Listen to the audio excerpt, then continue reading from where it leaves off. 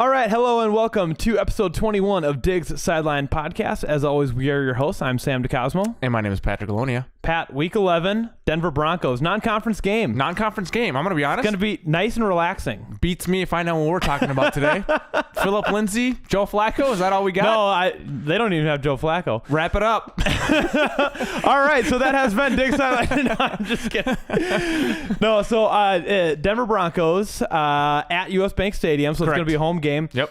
Pat, I always feel like these non-conference games are always kind of the best. You know, yeah. It's always the most friendly. There's not so much hate going back and forth, and it just makes for good, clean, fun football. I agree because you don't see them that often, right? And so it's just kind of like a fresh take on football, right? You know, I think we see them once every 4 years. Yeah, I think the last time we played them actually was with Teddy Bridgewater, the year that they won the Super Bowl. Oh, that's right. Yeah, and I think Von right. Miller strip sacked us with like 2 minutes left, and Teddy was doing phenomenal that game. Yeah, I remember I was watching with my buddy Josh Gessler, who's a big Broncos fan, and that was really annoying when you won the Super Bowl, and that's all you talked about for a whole year. But anyways. But yeah, so just as we finished up talking about how great and friendly non-conference football is. I do have some hate against Josh. No.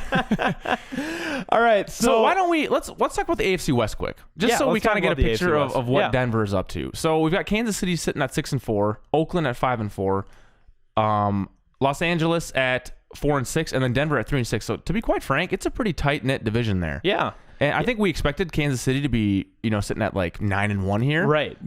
They're vulnerable. I mean, it's a wide open division. The Raiders are sitting there at 5-4. Yeah. Which is crazy to think about because when you say the Kansas City Chiefs and when you say the Oakland Raiders, you think of two very you think of a wide talent gap. Right. But I mean, it's right there. They're a half game back, and the Raiders are on a 2-game win streak. Yeah. So, and the Chargers are right there. They were a 12-win team last year. Mm-hmm. Yeah. So, anything can happen. And the Broncos are sitting at the end of the division, but they're only 3 games back. Yeah. So so you never know. As a Broncos fan, you can't be out of it just yet. Like you can't lose hope just yet, even though it feels like all hope is lost because Joe Flacco isn't playing.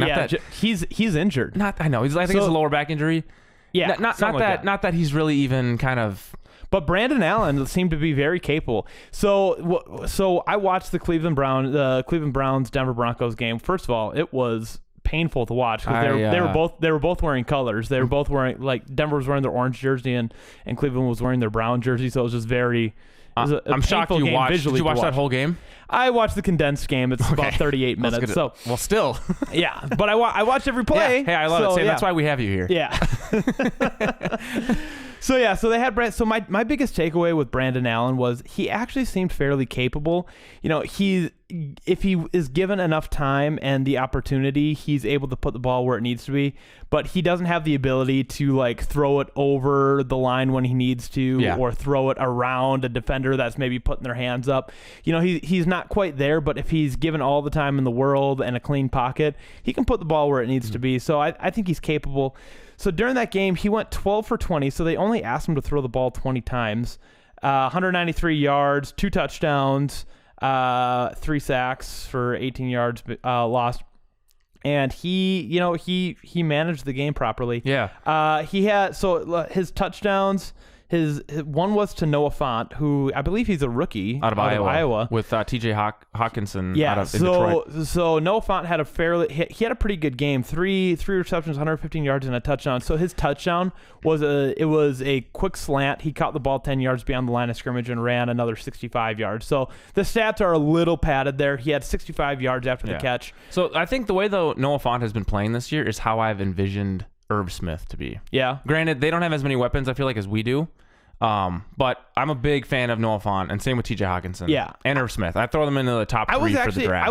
I was surprised at how many downfield threats they have because I feel like they shedded Demaryius Thomas. They got rid of Emmanuel Sanders. They got rid of Sanders. So I felt like they would be fairly lacking. But Noah Fant is very capable. Cortland Sutton is rising as their number 1 guy. He's very talented. Yep. He went 5 for 8, 58 yards and a touchdown. And that touchdown catch was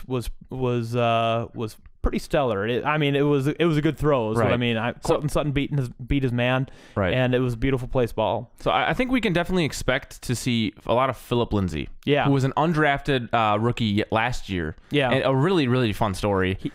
And how many yards did he have? Yeah, so he had 9 carries for 92 yards, and then I think he didn't have any receptions, but he had a touchdown, and he was just blazing. And he had a 40-yard 40. Yeah, his long was 40, but that touchdown. So his long was 40. His touchdown run was like 33 yards. Yeah. So I mean, most of his yards came on 2 plays. Well, he had only 9 carries. So. But he was shifty and able to find the hole. He was very capable. So if I had to guess, for a Vikings defensive game plan is going to be very, very, very similar to what we did against the Cowboys, which was stop Zeke. Yeah. And that's exactly what we're going to have to do against Lindsey here. Make this Allen fella throw the ball. Right. So what I was seeing that Cleveland was successful at doing, and so let me just touch base here on the box score real quick. The Cleveland Browns lost 19-24. They lost by 5. I actually think Freddie Kitchens made some mistakes there. It was 4th down. They were on like the 6-yard line. It was 4th and 1 at the 6. They needed to get a yard, and then they'd have it'd be 1st and goal at the 5. So they decided to go for it rather than kicking a field goal, and they were down by 5 at this point. This was before Denver scored their 4th quarter touchdown. So they were down by 5, and had they kicked a field goal, they would have been down by 2. But they're down by 5. They're in the red zone. They're knocking on the door. They felt like they could do it, and they ran a QB sneak, and it was short. Hang on, what was this the drive where they had 9 possessions all within that goal line, and they didn't come up with any points? I'm not sure. Okay. When you watch a condensed game, the plays are just so fast. Oh, sure. I have a feeling that what you're referring to, they had 9 total possessions in that goal line and were not able to score. I'm pretty sure that was the one. Yeah. So they were having troubles down there in the red zone, and so they opted not to kick a field goal, go for it on 4th and 1, and try to get a touchdown. They don't get it, and they walk away with no points. So had they kicked a field goal, they would have only been down by 2. And then they swapped touchdowns after that. So then they're still down by 2. And then they late in the game, there was like 5 minutes left on the clock. They were marching. Odell Beckham had a beautiful catch in space, got a ton of yards, got him in field goal range. They got a few more yards after that. And they were down by 5, so they had to get a touchdown. But had they only been down by 2, they could have, milked the clock and kicked a game-winning field goal, but they didn't do that. So I think Freddie Kitchens made some mistakes. But Cleveland, they did have some success against Denver, and honestly, what they were successful at was a lot of what we were doing against Dallas, and that was a lot of screens. And Nick Chubb was able to run the ball fairly well. He only had 65 yards, but they were consistent with it. Who's Dontrell Hillard? I am not sure. Yeah, I don't know. Anyway, so he was around. So Cleveland, after this game, they got Kareem Hunt back. So he's in the lineup. But so they were able to do some screens fairly well. Nick Chubb had 4 receptions, 26 yards on 5 targets. So a lot of those were screens, and they were doing a lot of those, and they were getting first downs on there. What Denver was doing really well against that, though, their pass rush isn't that great, and their secondary isn't that great, but their linebacking core is exceptional, and that's led by Von Miller. Yep. So they weren't able to do the quick slants like Denver was able to do. The Cleveland Browns weren't able to do that. So those mid-range passes that Kirk has been doing and he's been successful with, and was saying, hey, we're just going to ask Kirk to manage the game. I think he's actually going to have to be able to throw the ball down the field, and I think Delvin is going to have to be able to escape and get into the secondary beyond that linebacking core. That linebacking core is pretty stellar. But I know they list Von Miller as a linebacker, but I think he's more of a D end. Don't you? He does both. Does he really? He does both. Okay. He does. He's not on the line. Okay. He's on the line for maybe half the plays. Yeah. And when he does, he's not down in a 3-point stance. He's more standing up. He's more standing. I think he's more of a linebacker in today's game. I think when he first came into the league 4 or 5 years ago, I think they might have listed him as a defensive end, or they listed him as a linebacker, but people thought of him more as a defensive end because he was rushing the passer so much. But I think in today's NFL, you see so many linebackers rushing the passer that, I think Von Miller I think he redefined what a linebacker is. Right. Just like, just like the running back position has evolved, the linebacker position has evolved. And I think Von Miller was key in that. But he's leading their linebacking core, and their linebackers are very good. So the Browns were not able to get away with those short passes that Baker Mayfield succeeds at. So he was able to throw the ball down the field. He got to Jarvis Landry a few times. He got to Odell Beckham 5 times. He got to Antonio Callaway a few times. Baker Mayfield had 261 yards passing, so he was able to throw the ball fairly well against them. But it wasn't those short underneath stuff. It was all deep. So Kirk is gonna have to be able to let it rip. I saw that Adam Thielen was a non-participant in practice yesterday. I wonder what the report is today, but I hope he's getting better because we're gonna need stretching. It's still stretching. Oh, man. You know what? I think they rushed him against Kansas. And if I had to guess, Adam Thielen was like, I'm ready to go, but yeah, you know what I mean, and he kind of forced it. Well, yeah, because players want to play. Yeah, right. No, but I think if I had to guess, there's no way that the injury staff didn't say, let's pump the brakes for a second. Yeah. I think so. I mean, he didn't participate. But again, I think that we're going to be throwing the ball downfield quite a bit during this game, and I think Diggs is going to have a big game. I think Irv Smith is going to have a big game. Kyle Rudolph is going to have a big game. But yeah, there was a surprise injury though. Linval Joseph decided to have knee surgery. Yeah, what was that about? You know what? I don't have a sec to really deep dive into it, but it sounds like we won't have him for a couple weeks for sure. I don't know if it was kind of just like a cleanup. Just seeing how kind of a spur of the moment he was out again in the Dallas game. Right. But yeah, so he had a knee injury heading into that week, and they really didn't touch much on it. The team didn't. Yeah. But it looks like he underwent surgery. And his backup, Shamar Stephen, didn't participate in practice yesterday either. So that has me worried. Well, I'm pulling up the injury report here because we filled up compared to last week. Remember last week I was like, everyone's playing, minus like Thielen. Right. Or maybe that was 2 weeks ago. That was 2 weeks ago against Kansas City. But yeah, so Adam Thielen's got that hamstring. Then you got Josh Klein with a concussion. He didn't practice both days. Linval Joseph is probably going to be out. Shamar Stephen, full practice today. Okay. Today's Thursday. Trey Waynes was a full practice. I can't believe I'm saying it, but thank God. Well, you know what? Maybe if there's a time to have Mike Hughes have at it again, it's against Denver. Yeah, I think so. I think so. I mean, Denver's in rebuild mode. Yeah. So that's going to be the real question is Denver going to go after one of these free agent quarterbacks in this offseason? Because, I mean, we're going to have a lot of free agents coming around. Teddy Bridgewater is going to be coming around. A lot of people are saying Nick Foles might be coming around. A lot of guys are coming up on free agency. I'm blanking on a bunch of other names now, but Eli Manning is another big name. People are saying Tom Brady are going to be leaving the Patriots. So I'm going to be honest, I don't want any of them.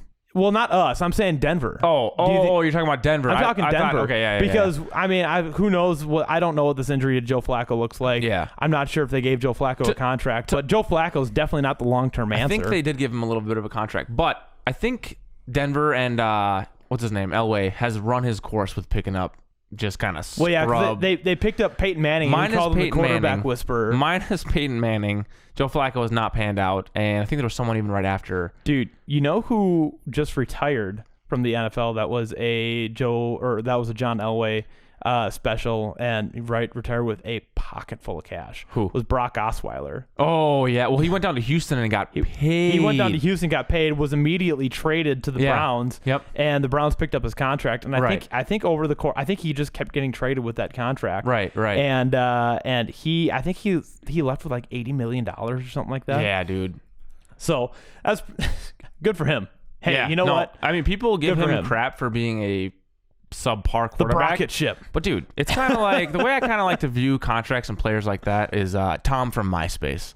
And how everybody, seriously, people will give him crap. And this is like years ago when I was younger and I knew this for some reason, and when he was a little more relevant. But they'd give him crap for having a service that no one uses anymore. But he sold it for like tons of money to, I don't know, Yahoo or some big, you know what I mean? Cool. Yeah. But what I'm saying is same deal, subpar, and he's going to live just fine. Him and his grandkids and great grandkids are going to be fine. So I think the Vikings' keys to success are going to be getting beyond the Denver Broncos linebackers. I think if we're able to do that, we'll be fairly successful. And on defense, it's going to be shutting down Philip Lindsay. I think we'll be putting Anthony Barr on him because he's not really a pass catcher.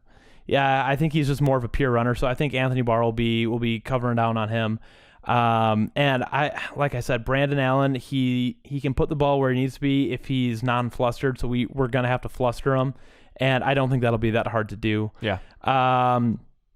Let's see. The Vegas has Vikings by 10.5. I don't think that the Broncos cover that spread. Ooh. I think that you're gonna be tempted to put a little money on that, there, Sam. I think the Vikings win by at least 2 touchdowns. I would have to. I pray to God, but then again, Washington was. I don't know what the point spread was for that game, but that was closer than it needed to be. Yeah, it was closer than it needed, but it was also a short week. It was also prime time. But Mike Zimmer gave the team Tuesday and Wednesday off, so you know how this goes. Yeah, you never know. Trap game potentially, you know. Yeah, well, and that's just it. I mean, you and I were talking before the podcast, like. It's the Broncos. What are we gonna? How are we gonna go on a podcast and talk about the Broncos? But it's like, maybe that's the mentality that the team has. And I hate to say it, but I bet they do. I bet they do. Yeah. And not to mention, you don't think they're thinking about that bye week next week? Oh yeah, that's on the mind for sure. And not only that, you don't think that they're thinking about the Seattle game after the bye week? And that too, yeah, exactly. So they kind of want to. I hope they don't necessarily let off the gas for this game and let this one slip by us because we need to catch up to the Packers. Right. I think the Vikings win this game 28-10. For sure. But you're right. I hope that they're not losing focus on it. Right. Since you gave out your prediction, I'll just quick throw one out. I'll do 28-14. 28-14. I'm gonna give them 2 scores. You're gonna get 2 touchdowns in a classic Viking fashion, where it's like the first half, it's like 14-14. And we're like, okay, here we go. Right. But I want to quick talk about one thing that Mike Zimmer said on Gary Kubiak. He said the best thing that's happened to me since I've been here. I think that is the praise that he is giving, because another fun fact that I was going to mention, we are top 5. We're the 5th in offensive scoring this year. Yeah. Really? Yeah, we've got like 260 something, and then I think, we've got like Baltimore Chiefs and a few others ahead of us. We are also which is rare to see for a Mike Zimmer led team. Yes. We are also the only team in the NFL that is undefeated at home. So that's another good point. We are also the only team in the NFL that has played 6 road games thus far. Yeah, which I'm cool with because we're sitting at 7-3, and we've got 3 division rivals to kind of end out that home stretch. Yes.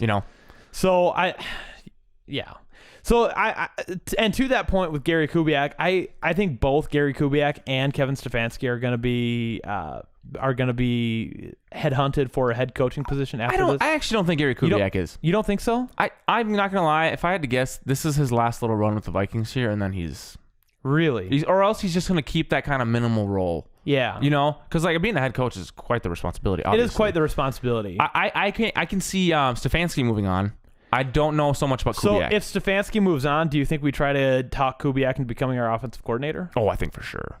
Do you think he takes the job? I think so. That's what I'm saying. I think he's cool with just sticking to the one. Oh, so you don't think that this is his last year? You think that the Vikings are going to be the last position of his career? Yes. I'm thinking, or maybe not last position of his career, but I think he doesn't move forward being a head coach anymore. Okay. I think he's kind of run his course. Too stressful. Yeah, and I mean, he stepped away for health reasons health reasons, yeah. When Bruce Arians came running back, and that guy he's got to watch out because I think he had a stroke. Yeah. Well, Bruce Arians does not know how to take it easy. No. That guy is. So, okay. So, I want to talk about, we talked about the AFC West. Let's talk about the NFC North for just a little bit. Sure. So, the Packers are sitting at 8-2. They have a bye this week. The Vikings are sitting at 7-3. Bears at 4-5. Lions at 3-5-1. So, and I don't want to look past the Broncos, but if the Vikings win this week, we'll have the same amount of wins as the Packers. Granted, we'll have one more loss. Then we have a bye week. Yep. The Packers then go play the 49ers, and I'm telling you, my prediction is 41 donut.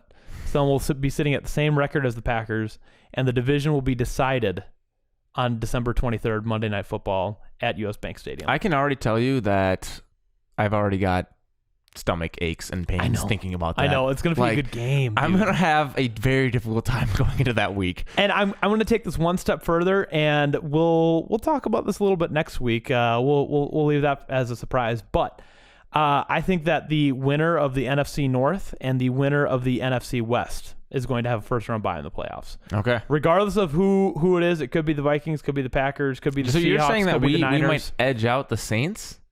I think that, I'm just saying, or even the Packers, one of us. I'm saying that the NFC North and the NFC West edge out the winner of the NFC South, and it's looking like that's going to be the Saints.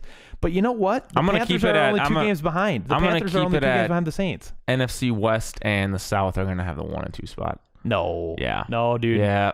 That's what I'm seeing. Russell Wilson and those darn Seahawks who keep falling down behind every single game come crawling back like they managed to do. Oh, I know. And everyone's praising Russ like he's the second coming of Jesus Christ himself. He had a poor game. He had an interception in the red zone in overtime. I don't care. He played very poorly. Okay, that's just like me criticizing Kirk Cousins. No. Yeah, oh yeah, that's the same thing. But you want to know the difference is Russell Wilson's a Super Bowl winning quarterback, and he's done way too many magician-type moves to get his teams out of holes. Listen, I'm going to pull up the box score right now. Please do, You just hold on. And you know what? San Francisco has a phenomenal defense. You just hold on one second. You're clearly overlooking that as well. Not to mention the Seahawks, I think the Seahawks still have a pretty piss-poor offensive line. Go ahead, keep talking because I'm pulling this box score up. I'm saying that I have got this affection for Russell Wilson that I wish I could have. If there's any quarterback I'd have right now, Russell Wilson's box score: 24 for 34, 189 yards, 1 touchdown, 1 interception, quarterback rating of 86.9. Oh, and you know what? I've actually got a rebuttal for you. Why don't you head down to why don't you scroll all the way down to Russ had a terrible game. Hang on. Why don't you scroll all the way down to the fumbles? How many times did his team fumble?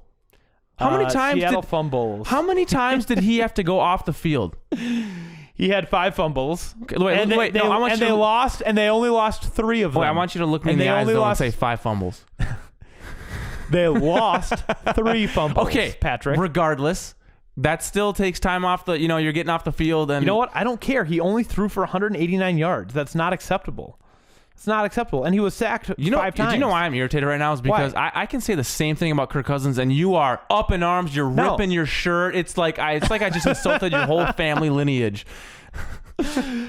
Anyway, I think that the NFC North and the NFC West are getting a first round bye. I mean, if you look at the Saints, they just lost to the Atlanta Falcons, who's sitting at the bottom of their division. They were 1-7. Yeah, but that happens, Sam. But here's what I told you. Here's what a division rival. Thank you. You just made my point. That's what I'm getting at. Division rival. I don't care. I'm saying, listen. What I'm saying is, if anything, you should be the most prepared for a division game. Yeah, you can prepare all you want, but there's nothing you can prepare for when it comes to a division rival and that hate between 2 teams. When it's division rival, it doesn't matter what point of the year it is and what everyone's record is. I'll give you that they might not try to tank that game because the Falcons were sitting at one win, so they're trying to gun for they're trying to tank for 2 or what is it below for Burrow. By the way, I disagree with teams in the NFL tanking. That's not a thing. I can say maybe coaching staff and GMs. Players play, players want to win, and they're the ones on the field. Agree. So unless the coach is botching plays running on 3rd and 13. I think when Miami wins games, the whole front office is like, yeah, they are for sure. They're on a 2-game win streak. I know. And if I'm not mistaken, that division is wide open. Actually, hold on, because let's see, the Dolphins are 2-7. The Bills are 6-3, and then the Patriots are 8-1. Well, show me the wild card spots. Hold on, who's the 6th spot? Who's in the 6th spot? Let me pull that up. I just have the division standings pulled up here. We'll get back to that in a second, but yeah, I think that they're in playoff contention. That's the beautiful thing about the NFL. But back to my point, Sam. I want to stress, especially because we're coming up on 3 division rivals. One of them obviously being in the first spot, the Packers. The Bears and Detroit will not be a cakewalk by any means. I'm not saying that they're going to be I know you won't, but I'm trying to stress that it doesn't matter what everyone's record is. It doesn't matter what time of year it is. It's a division rival, and it's 110% from the team, especially the underdogs. Not to mention, we might be playing backup quarterback again. What's our history with backup quarterbacks here, Mike Zimmer? We're 0-2. Who's our Lions? Sean Mannion is our backup quarterback?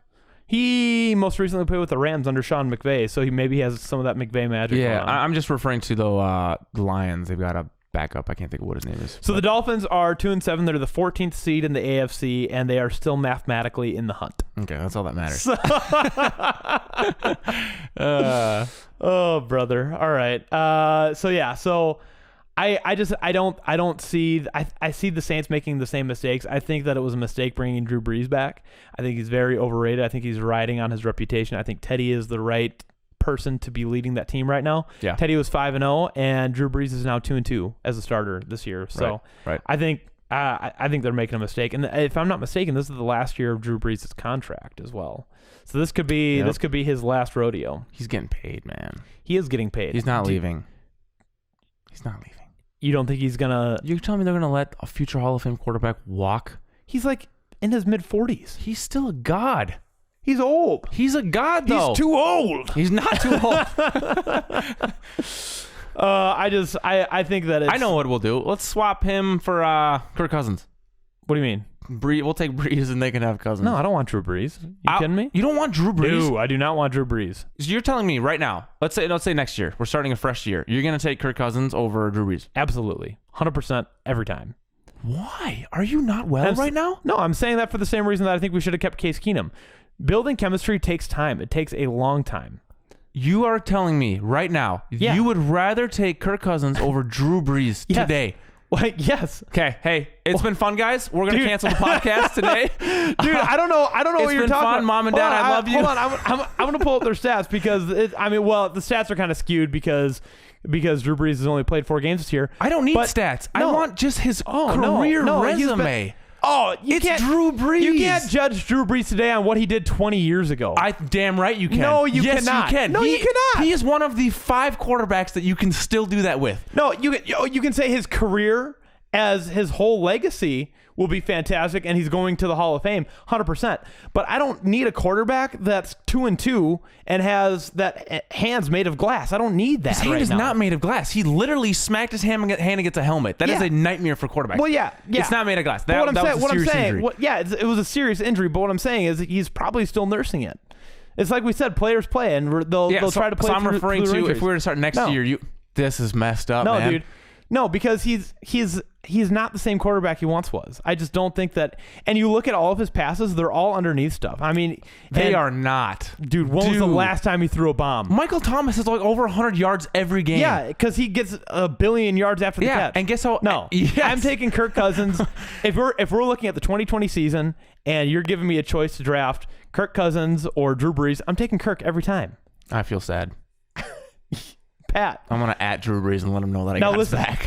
Now listen, if this was like 8 years ago, I'm taking Drew Brees. I'm asking, but this is not 8 years ago. I'm saying 1 year. You got 1 year. 2020 season. 2020 season. I'm not taking old man Drew. You're still going to take Cousins. Yeah. I'm not taking old man Drew. He's going to need a walker to get around. He's not going to be able to throw the ball. He probably can't grip the ball with his hand fractured like that. Disrespect is unbelievable. Pat, I'd take Teddy Bridgewater over Drew Brees. Oh. Yeah, I'm telling you. Man.